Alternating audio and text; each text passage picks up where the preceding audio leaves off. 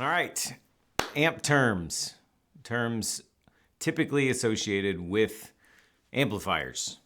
Here we go.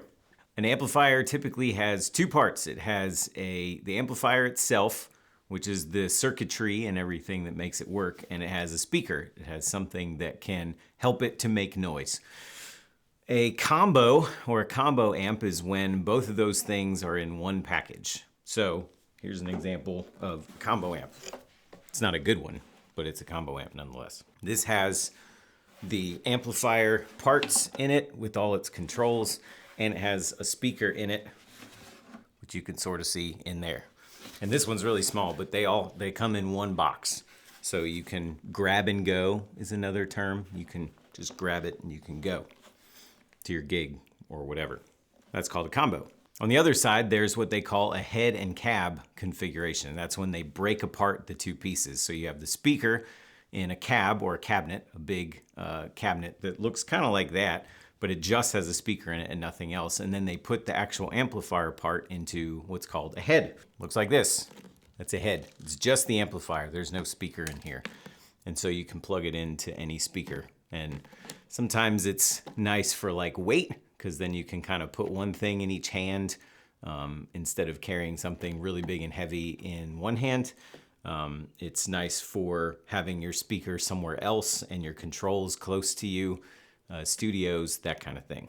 A cab sim is just a simulator. It's like a piece of software or a computer program or something that simulates the sound of a cabinet without actually having one. So you could plug a head like that into an actual cabinet that makes noise, or you could plug it into something that simulates the sound of a cabinet. A tube is a little glass thing, looks like this. Check it out. It's a tube. Most amplifiers have tubes in them. They have a specific sound that you've heard on probably countless amounts of your favorite songs and records throughout the ages, and they need to be replaced fairly often because they go bad every so often and you have to replace them. This head is full of tubes. I think there's 6 or something in here. A solid state amplifier is one that doesn't have any tubes. It uses just electronics instead to make that happen. This little combo right here is a solid state amplifier. There's no tubes in here that need to be replaced. It just sounds very different than a tube driven amplifier, and it kind of just depends on what you're after. Vox, Fender, and Marshall are 3 brands of amplifiers, probably the most common 3 kind of core basic sound brands of amplifiers, and they're still brands. All of them still make amplifiers. Each company still makes them, but they've come to be associated with like a certain kind of sound. Like they'll describe an amp as Voxy or Fendery or Marshally.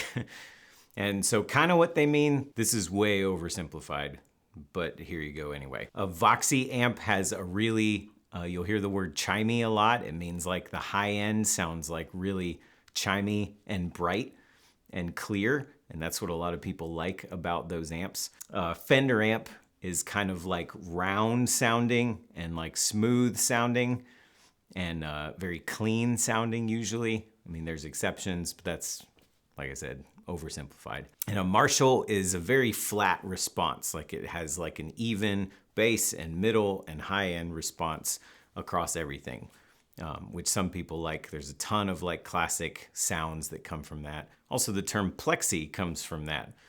That's a type of Marshall amplifier, and so you'll hear those terms interchangeably a lot of times, right or wrong. Clean means a very crisp and clear and loud sound, usually that's not distorting or breaking up. Breakup is another term that people use to describe when an amp starts to distort and sound like crunchy or fizzy or whatever. But clean is typically something that's loud and well-defined and clear. It's not doing any of that distorting. On the opposite end, dirty is when an amp is distorting. Going back to the power tube thing, when you push a ton of power into a tube, it starts to break up, like they're talking about, and so it'll start to distort, and that's a sound that most people want with an electric guitar. They want one of those two sounds. They want a clean sound or a dirty sound, or a distorted sound. The term edge of breakup is just what it sounds like. It's setting an amplifier to where it's mostly clean, but if you really like hit it hard, then it starts to break up or distort. And there's a lot of people that kind of like to run an amplifier that way. All of that kind of has to do with wattage. How many watts is an amp?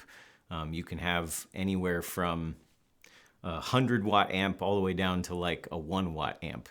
And all that means is how long does it take for you to turn it up before, like how loud can it be total?